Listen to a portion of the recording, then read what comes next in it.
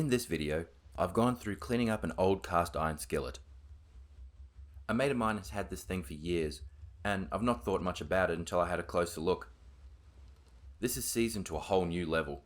By seasoned, I mean that it has had layers upon layers of oil and cooking fat essentially hardened into a protective coating. That's how cast iron cookware resists rusting.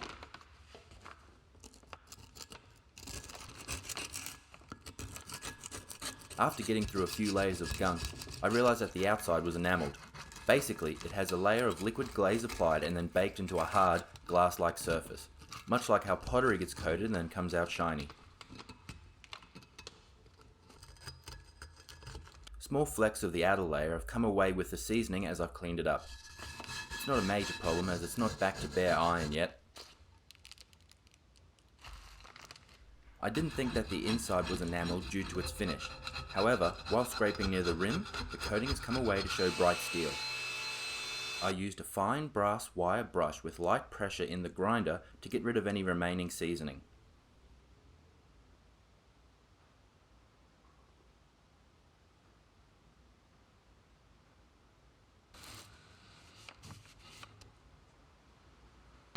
Now, knowing my mate has fallen asleep while cooking several times before, I can see how this wooden handle is burnt up so bad. The plan here will be to shorten the handle slightly so it'll still look like it's the original. I just need to get this threaded part out. And, of course, it snaps. I drill out the broken section for later rethreading. Moving on, the seasoning process. What I like to do with my cookware is to preheat an oven to 200 degrees Celsius or about 390 in Fahrenheit. When it's nice and hot, spread a light coat of oil, peanut oil in my case, over the surface. I just did the entire skillet, though you will not usually need to season an enamelled item. Bake for about 30 minutes. Take it out and carefully recoat and then bake again. Do this as many times as you like, but maybe stop before you get as thick as it was at the start of the video. Finally, I like to turn the oven off and leave the skillet to cool in there. Works all the time for me. Okay, so back to the handle. I'm using a piece of thicker threaded rod to replace the old part. This means enlarging the existing holes and recutting a thread into them. I use two different taps, one to help start the threads straight, and the second so I can get the threads further down into the holes.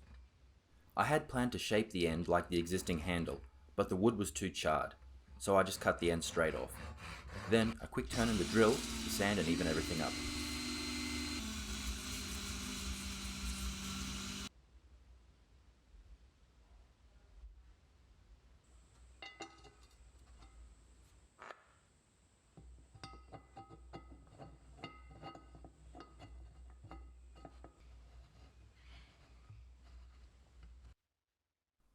Finally, I finished up with a coat of flaxseed oil for the handle.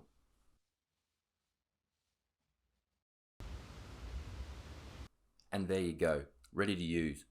It'll get more non-stick over time as it gets used more and more, but it should have a long life ahead of it. Would you have done anything different? If so, let me know in the comments below. And as always, catch you next time.